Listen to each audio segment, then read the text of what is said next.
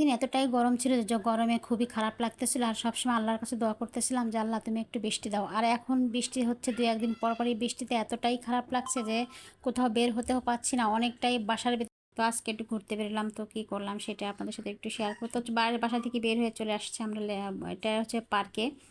আর এটা হচ্ছে উত্তরা ৪ নম্বর পার্ক। তো এখানে কিন্তু আমার কাছে খুবই ভালো লাগছে। প্রথমে শুরু বা যখনই গেট দিয়ে ঢোকার পরে যে ফুলগুলা, ওই ফুলগুলো আমার কাছে বেশি সুন্দর লাগছে। তারপর আমার মেয়ে তো আজকে ভীষণই খুশি, কারণ সে অনেক দিন পরে বের হয়েছে। আর সে যখন বাইরে বের হয় তখন তার যে সে যে কতটা খুশি থাকে আর কতটা আনন্দ থাকে, এটা আসলে তার দিকে তাকাইলেই বোঝা যায়।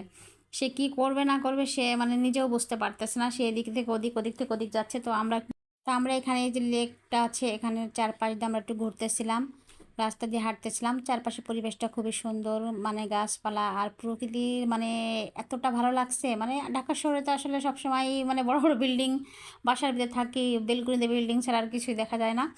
তো এখানে গেলে আসলে পরিবেশটা খুবই ভালো লাগছে। আর বিশেষ করে এই যে দেখেন লেকের পাড়ে যে যে হাঁসগুলা, এইগুলো আমার কাছে এত ভালো লাগছে, মনে হয়েছে যে একটা মানে। আর এই হাঁসগুলো দেখে আমার কাছে মনে হচ্ছে আমি সম্পূর্ণ মানে গ্রামে থাকতেছি, গ্রামের একটা পরিবেশ মানে চলে আসছে এখানে। তো এদিকে কিন্তু ওই লেকের পাড়টা ঘুরে এসে তারপর পরে আমরা এই যে এখানে আসছি, এটাও লেকের পাড়ে আর কি। এখানে যে কিছু মানে বড় মানুষের জন্য হয়তো এগুলা দিয়ে ব্যায়াম ট্যাম করে, তো সেগুলা দেখে আমার মেয়ে দৌড়ে চলে গেছে ওইখানে।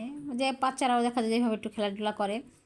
তো আমার মেয়ে ওইগুলার উপরে উঠতে চেষ্টা করতেছে, তো আমি বলতেছি মামাম এগুলাতে তুমি পারবা না উঠার জন্য, কিন্তু সে একটাতে মানে চেষ্টা করতেছে যে সে উঠবে, সে বলতেছে যে উঠবো। আমি বলছি না মাম্মা তোমার ওঠার দরকার নেই।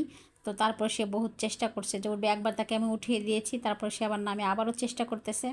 তো সে আসলে বিষয়টা খুবই এনজয় করতেছিল। আর সবসময় বাসার ভিতরে বন্দি থাকে, তো যখন বের হয় তখন যে ও নিজেও বোঝে না যে কী দেখে কী করবে না করবে। আসলে আমরা ঢাকা শহরে যারা বাচ্চারা থাকে তারা তো সবসময় বাসার ভিতরে বন্দি থাকে, এই জন্য যখন ওরা বাসা থেকে একটু ছাড় পায় তখনই এমন করে। আর এদিকে কিন্তু মেয়ের বাবা দেখেন লেক পারে বসে কিন্তু সে ভীষণ মানে প্রকৃতিকে এনজয় করতেছিল।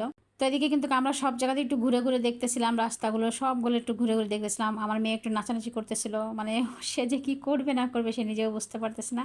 তো এখানে এসে কিছু কিছু জিনিস আমার কাছে এত ভালো লাগছে, তার ভিতরে এই যে এই জায়গাটা, এখানে হচ্ছে একটা বাচ্চা মেয়ে এই পানির ভিতরে খাবার দিচ্ছে আর মাছগুলো কাছিমগুলো এসে মানে খাবারগুলো খাচ্ছে। এত সুন্দর দেখতে লাগতেছিল, আমি আসলে ভিডিওটা সুন্দরভাবে করতে পারি না, দূর থেকে করছি, অনেক মানুষ ছিল ওখানে, এই জন্য আর কিন্তু অনেক ভালো লাগতেছিল।